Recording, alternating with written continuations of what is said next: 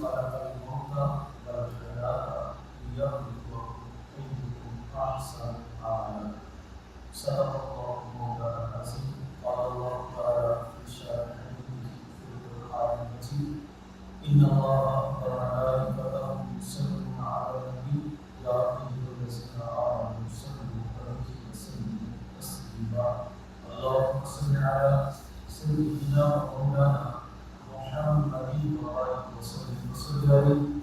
الصلاة والسلام عليك يا سيدي يا رسول الله وعلى آلك وأصحابك يا نبينا. میں نے آپ کے سامنے قرآن مجید ایک آیت کریمہ پڑھنے کا شرف حاصل کیا ہے. دعا فرمائیے رب تعالیٰ میری زبان پر کلمہ حق جاری نصیب فرمائے اور آپ کا دائمہ آپ کی ذات میں شر و معمول نصیب فرمائے. ارشاد پاک تعالیٰ الذی خلق الموت، وہی ہے جس نے پیدا کیا موت کو والحیات اور زندگی کو. زندگی اور موت کا خالق عرش کا رحمان ہے. یہ زندگی اور موت کی کشمکش ہے لیبلوکم ایکم احسن عملا، تاکہ دیکھا جائے کہ اس دنیا میں آ کر کون اچھے اعمال کر کے اپنے رب کو راضی کر کے جا رہا ہے. یہ دنیا کو اور دنیا میں بیچنے کا مقصد یہ ہے. الذی خلق الموت، وہی ہے جس نے موت پیدا کی. اگر وہ کسی کو زندگی عطا کر دیتا ہے تو یہ بھی اس کا احسان ہوتا ہے، اور اگر وہ کسی کو موت عطا کرتا ہے تو یہ بھی اسی کا کرم ہے. زندگی ملی ہے تو بھی احسان، اگر وہ کسی کو موت عطا کر دے تو یہ بھی اسی کا احسان ہے. اگر آپ اس سے پوچھیں کہ جناب زندگی تو سمجھ میں آتی ہے لیکن احسان اور موت احسان سمجھ میں نہیں آتا، تو اس کی وجہ کیا ہے؟ تو اس کے لیے میں آپ کے سامنے رکھنا چاہوں گا کہ زندگی کو سمجھ میں آیا کہ یہ مالی تباہ کی کرم. موت کیسے احسان ہے؟ ایک شخص ہے بوڑھا، اچانک بیماری کا حملہ ہوا اور ابتدا کے کچھ دن تو اس کی اولاد نے اس کی بڑی دیکھ بھال کی اور اس کی دوا دارو کا بھی اہتمام کیا. لیکن جیسے جیسے بیماری دور پکڑتی گئی پھر اب ہر ایک شخص باپ کو ماں کو اگنور کرنے لگا. پہلے چارپائی کو کمرے میں رکھا گیا تھا، جیسے جیسے بیماری دور پکڑتی گئی پھر چارپائی کو کمرے سے نکال کر باہر صحن میں لا کے رکھ دیا گیا. پہلے دوا دارو کا بڑا لحاظ رکھا جاتا ہے، لیکن جیسے بیماری دور پکڑتی ہے پھر گھر کے اندر ڈسکشن ہوتی ہے کہ اب تو ہمارے اخراجات اتنے بڑھ گئے ہیں کہ ماں کی دوا پوری نہیں ہوتی، باپ کا خرچ پورا نہیں ہوتا. اور گھر میں ڈسکشن بھی ہوتی ہے کہ رات کو ماں جب کھانستی ہے، باپ کھانستا ہے تو بچوں کی نیند ڈسٹرب ہوتی ہے. پہلے ایک زمانہ تھا بچپن میں کہ جب 3 بیٹے آپس میں لڑتے تھے کس بات پہ. چھوٹا کہتا ہے ماں میری ہے، بڑا کہتا ہے ماں میری ہے، اور درمیان والا کہتا نہیں ماں میری ہے. ان تینوں میں لڑائی ہوتی ہے اور یہ تینوں جب ماں کے پاس آ کے پوچھتے ماں تو بتانا تو کس کی ہے، تو مسکرا کے بات ٹال دیتی تھی.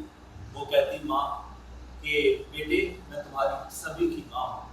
اس سے پتا تھا آج لڑائی اس بات پہ ہوتی ہے. وہ کہتا ماں میری ہے، ماں میری ہے. ایک وقت آنا ہے جب اس بات پہ لڑائی ہوتی ہے ماں تیری ہے، ماں تیری ہے.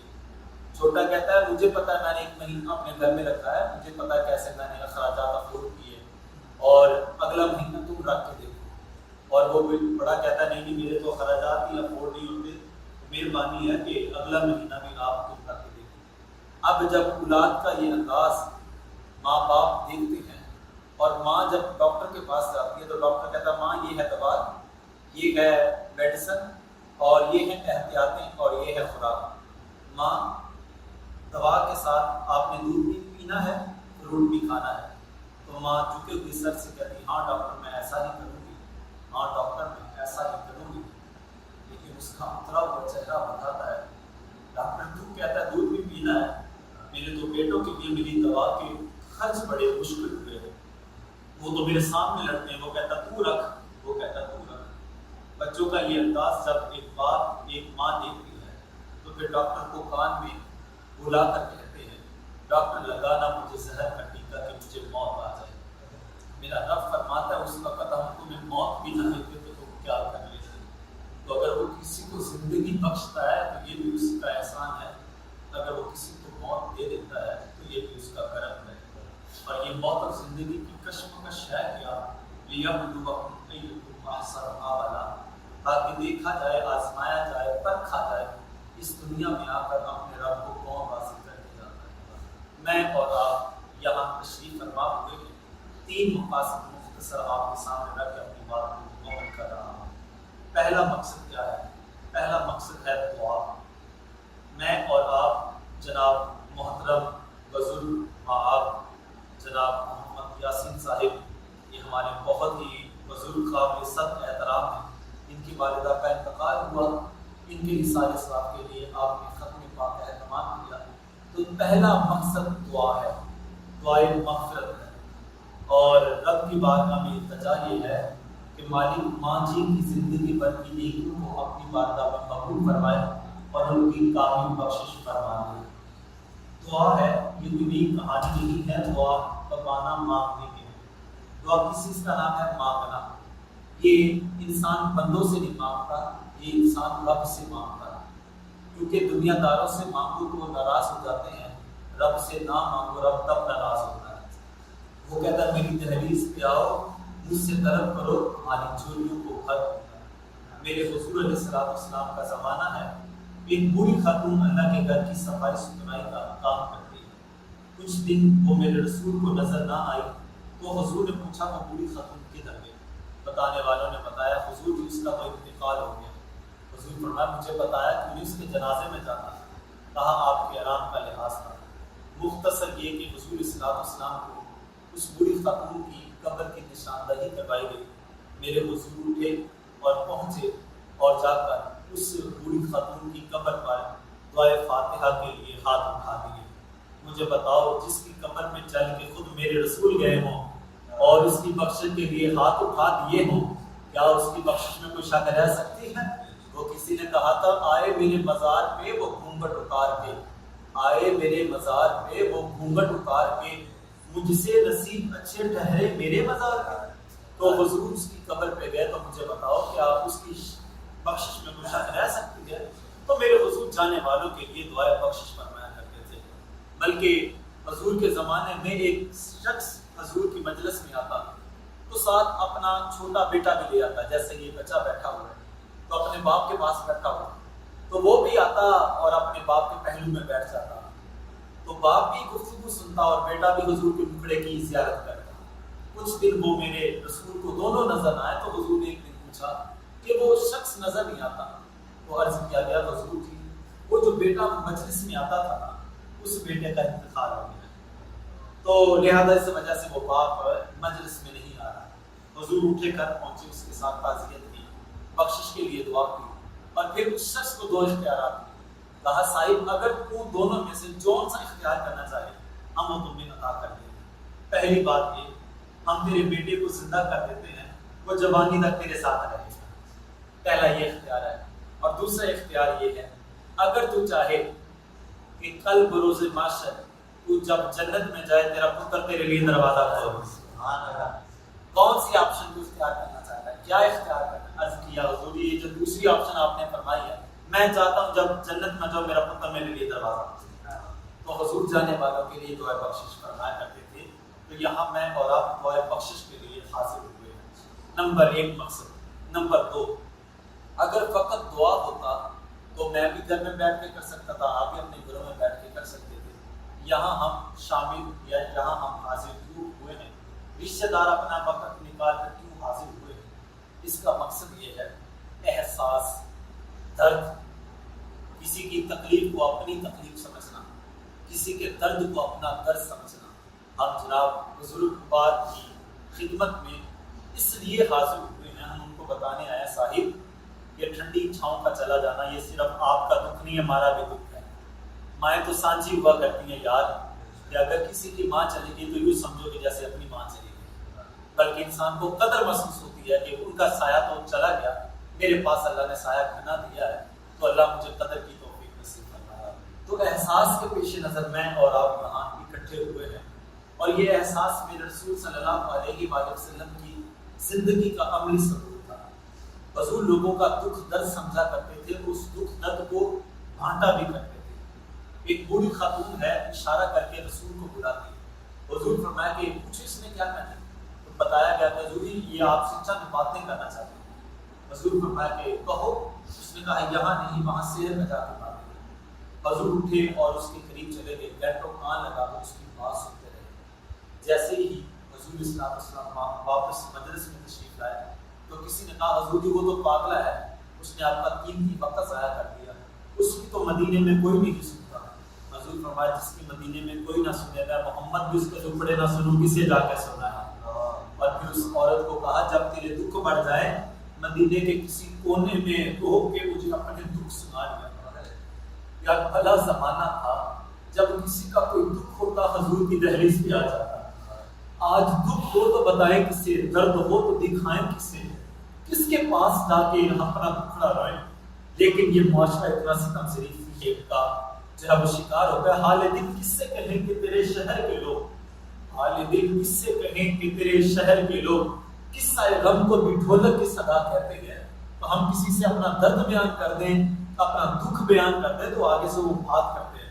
اور میں کہا کرتا ہوں اپنا دکھ اور اپنے یہ آنسو لوگوں کے سامنے ضائع نہ کرو، اپنے یہ آنسو سچے رب کی دہلیز پہ بہایا کرو، جو تمہارے دکھ سنتا ہے، تمہارے دردوں کا بتاوا بیان کرتا ہے۔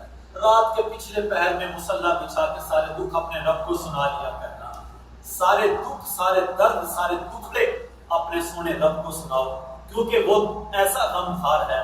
بندے سو جاتے ہیں، محبوب سو جاتے ہیں، عاشق کا معشوق سو جاتا ہے، لیکن میرا رب جو ہے وہ جاگتا رہتا۔ ادھی رات دا جاگنا بہت اوکھا، ایک جاگدا یار دا یار راتی، ایک جاگدا عشق دی مرز والا تے دوجا جاگدا پہرے دار راتی، ایک جاگدا چور سائی دا تے دوجا جاگدا پہرے دار راتی، یار فریدا اے سارے سو جاندے، ایک جاگدا پروردگار راتی۔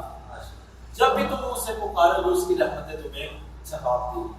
تو معاشرے کے اندر درد اتنا زیادہ ہے، حضرت اشفاق علیہ الرحمہ نے کہا تھا لوگ وہ کندھا تلاش کرنا چاہتے ہیں جس کندھے پہ سر رکھ کے اپنا دکھڑا سنا سکے۔ کاش میں اور آپ امت کا درد سمجھیں۔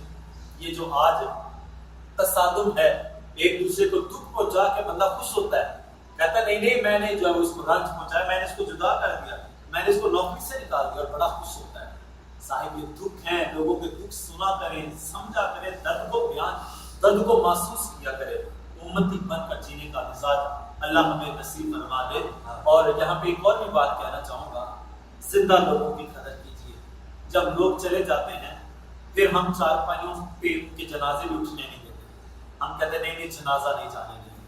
صاحب جب وہ زندہ تھے تب کوئی حال ہی پوچھنے آیا، جب وہ حیات تھے تب تو کوئی پوچھنے نہیں آیا۔ اب انتقال کرتے ہیں تو برادری کے لوگ اٹھ کے آ کے کہتے ہیں جس کی روٹی میری بنتی ہے وہ کہتا ہے کفن میرا بنتا ہے۔ اور جب زندہ تھے تب کوئی پوچھنے کیوں نہیں آیا؟ جب وہ زندہ تھے، جب زندہ تھے تب دوا دارو کا کیوں کسی نے نہیں پوچھا؟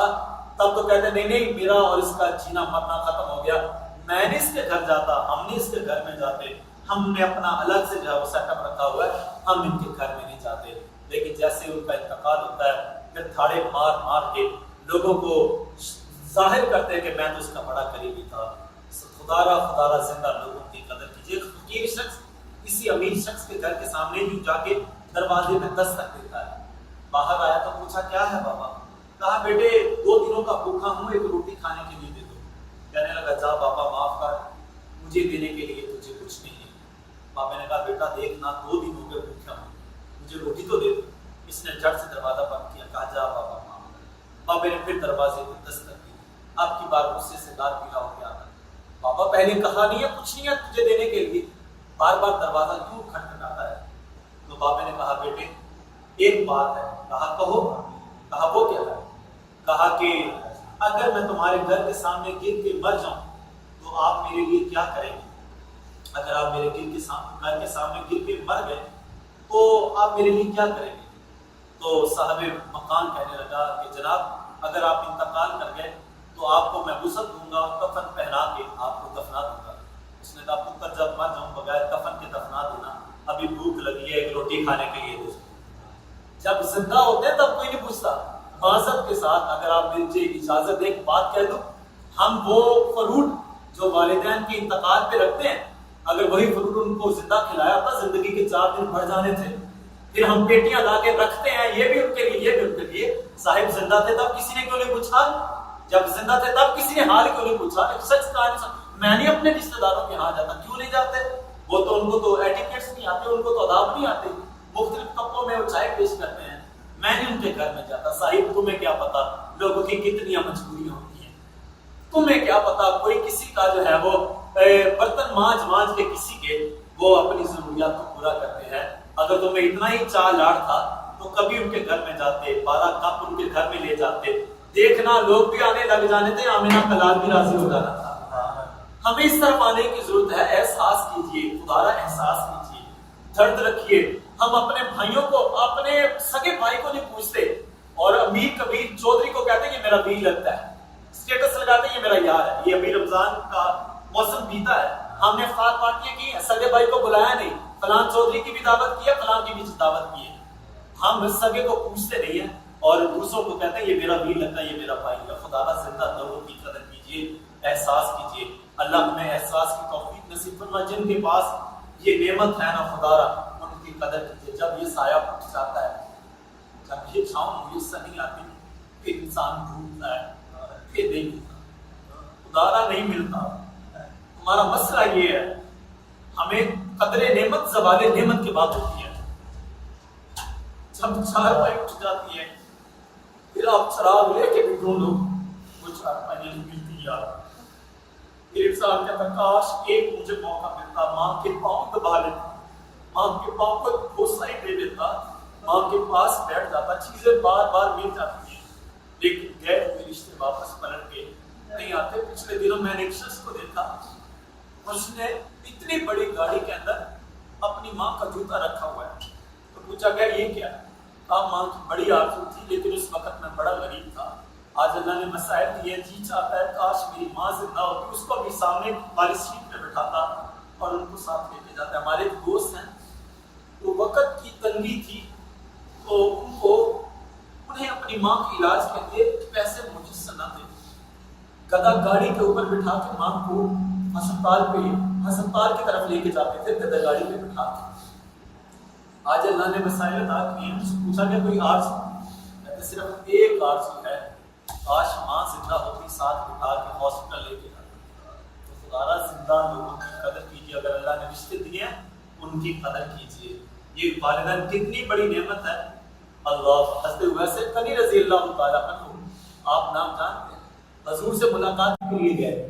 ماں اگر آپ اجازت دیں تو حضور سے ملاقات نہ کرو.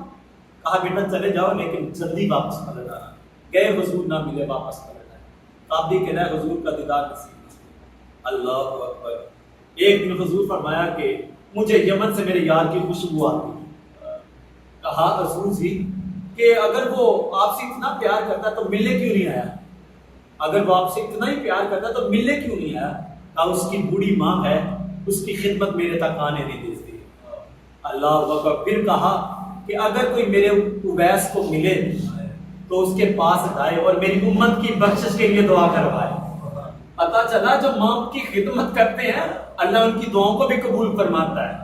ایک ہوتی ہے دعا لینا, ایک ہوتا ہے دعا کروانا. اور صاحب دعا لیا کرے, دعا کروانے کا نہ کہا کرے. آپ عمل خدمت اتنی کریں کہ جب بھی ماں مصلی پہ جا کے بیٹھے اور کہے اللہ میرے پتروں کو کبھی چھوڑ نہ آنے دیں. اللہ سب کی ماؤں کو سلامت رکھے. میں جب بھی ماں جی کو فون کرتا ہوں تو میں کہتا چلو ٹھیک ہے ماں جی, اب میں نے درس قرآن کے لیے جانا ہے یا کہیں اور جگہ پہ, تو میں ایسے کہہ دیتا ہوں. امی جی آگے کہتے ٹھیک ہے پتر اللہ خیر کرے, لیکن میں قصداً کال ہی کاٹتا. ماں دعائیں دیتی رہتی ہے اللہ میرے پتر کو سکھ دے, اللہ میرے پتر کو کبھی چھوڑ نہ آنے دے. خدا یہ لہجے, یہ دعائیں انسان اگر ڈھونڈنا بھی چاہے تو ملتی نہیں ہے. جن لوگوں کے پاس یہ رشتے ہیں خدا ان کی قدر کیجیے. اللہ اکبر. کو کہا کوئی میرے اویس کو ملے تو اسے کہنا میری امت کی بخشش کے لیے دعا کرے. جناب عمر اور جناب علی رضی اللہ تعالیٰ کو ڈھونڈتے ڈھونڈتے حضور کے وصال کے بعد वैसे करनी के पास गए तो देखा बकरियां चरा रहे थे, तो कहा ये है वह, कहा हाँ ये है वैसे। जाके करीब गए और जाके हुजूर का नाम और पैगाम सुनाया, तो जनाब वैसे करनी की आंखों से छम छम आंसू की बरसात होने लगी। कहा मुझे बताओ मेरे हुजूर के लबों पे मेरा नाम कैसे आया था? अल्लाह अकबर। और फिर जब ये पैगाम दिया कि हुजूर फरमाया था कि मेरी उम्मत की बख्शिश के लिए दुआ करें, तो फिर एक गिला भी किया, कहा कि बिलाल जो है वो हबश से आगे, सलमान जो है वो फारस से आगे, ये यमन कोई दूर थोड़ी था, आप मिलने क्यों नहीं आए? तो हजरत वैसे कनी ने बात की नोयत को बदल दिया, कहा चलो ठीक है, तुमने हुजूर को देखा, तुमसे एक सवाल पूछूं, तुमने हुजूर को देखा? तो जनाब उमर कहने लगे और जनाब अली कहने लगे हाँ 24 घंटे देखा। तो कहा फिर एक सवाल करूं? कहा करो। कहा मुझे बताओ हुजूर के ये अबरू खुले थे या जुड़े हुए थे? खुले थे या जुड़े थे? क्योंकि इस तरह तो देखा नहीं था। अब जनाब उमर जनाब अली को देखते हैं, जनाब अली जनाब उमर को देखते, पता नहीं है कि जुड़े थे या खुले थे। तो कहा बताओ ना, मैंने तो देखा नहीं, तुमने देखा, तुम बताओ हुजूर के अबरू जुड़े थे या खुले थे? तो खामोश हो गए। कहा फिर सुनो, अगर कोई दूर से देखता तो खुले नजर आते, करीब आके देखा तो जुड़े नजर आते। पता चला जो माँ बाप की खिदमत करता है रसूल की निगाहों में हुआ करते हैं। तो माँ बाप की खिदमत कीजिए, एहसास कीजिए। तो दूसरा मकसद एहसास था। तीसरा मकसद और आखिरी मेरी बात, तीसरा मकसद यह है, मैं किसी के लिए बैठा हूँ, आप किसी के लिए बैठे हैं, कल एक वक्त आएगा मेरे लिए भी लोगों ने बैठना, आपके लिए भी लोगों ने बैठना। जब यार ये वक्त आना ही है तो फिर मजा नहीं है कि इंसान खुद चल के रब की तहरीस पे आए। फिर जो लोगों ने उठा के छोड़ के आना है, मजा नहीं है कि इंसान अपने पाँव पे खुद चल के रब की तहरीस पे आए। उसकी रहमतें सदाए दिल नवाज दे रही हैं, आओ उसकी तहरीस पे आए, आओ तौबा करो, वो बड़ा करीम है, 70 माओं से ज्यादा प्यार करता है। मैं आपसे पूछूं कि एक माँ अपने बेटे से इतना प्यार क्यों करती है? उसको तो अगर अमीर लोगों के घर के बर्तन मांजने पड़े वो उससे गुरेजा नहीं करती, वो अमीर लोगों के घर की गालियां भी खाती है। वो किसी ने कहा था ना, शहर में आके पढ़ने वालों भूल गए हो किसकी माँ ने कितना जेवर बेचा था। आज औलाद पढ़ लिख जाए तो कहती है माँ तुझे क्या पता, वो साहिब जिसने तुझे इतना कुछ करके दिखाया वो तो तेरे रोने पे समझ जाती थी ये रोना भूख की वजह से या दर्द की वजह से है। आज हमारे यहाँ औलाद हुई है तो पता चलता है, तो माँ कहती है और घर वाले कहते हैं नहीं, हम कहते हैं इनको फीड करवा दो, कहते हैं नहीं ये दूध की वजह से नहीं रो रहा, पेट में दर्द है इसलिए रो। क्या कनेक्शन आपने रखा है? माँ को पता चल जाता है कि ये भूख की वजह से रोता है, ये दर्द की वजह से रोता है। अल्लाह अकबर कबीरा। तो ये रिश्ते हैं, अल्लाह अकबर। तो माँ अपने बेटे से इतना क्यों कुछ करती है? मैं आपसे पूछूं, माँ इतना लाड इतना प्यार क्यों करती है? तो आपका जवाब ये होगा कि क्योंकि माँ ने जन्म दिया है। यार जिसने जन्म दिया वो इतना प्यार करती है, और जिसने खलक किया होगा वो कितना प्यार करता है। तो आइए उसकी तहरीस पे आइए, सच्चे दिल से तौबा कीजिए और रब से माफ़ी मांगिए। वो बड़ा करीम है, बंदों के गुनाहों को माफ़ कर देता है। आखिरी बात ये कि देखिए आप अहबाब, मैं आपकी तवज्जो का तालिब हूँ, मुख्तसर सा बस पकड़ लीजिए। देखिए मैं और आप हम बैठे हैं खत्म पाक के लिए, इसका इनकार जरूर करना चाहिए, बिल्कुल कीजिए, इसका कतन कोई इनकार नहीं है। लेकिन मेरा आपसे एक सादा सा सवाल है कि जिस माँ ने आपके लिए मेरे लिए इतना कुछ किया, क्या जब उनका इंतकाल हो, कुल शरीफ का एक खत्म, उसके बाद 10वें का, उसके बाद 40वें का और उसके बाद साल बाद, क्या माँ के जाने के बाद ये 3 इवेंट से माँ का हक अदा हो गया? माँ ने तो मेरे लिए कितना कुछ किया था, बाप ने तो मेरे लिए कितना कुछ किया था, क्या ये 4 मरतबा दुआ करने से माँ का हक अदा हो गया? तो फिर मैं क्या करूँ? मैं आपको सादा सी बात बताऊँ, यहाँ दिन हम साल में सिर्फ पहली मरतबा ये 4 इवेंट होता है, फिर उसके बाद 7 साल के बाद चलता है ना इवेंट। तो क्या माँ का हक अदा हो गया? तो आपका भी जवाब होगा नहीं। तो फिर मैं और आप क्या करें? आप खुद को खींच कर 5 वक्त के नमाजी बन जाए, 5 वक्त के नमाजी बन जाए, फिर क्या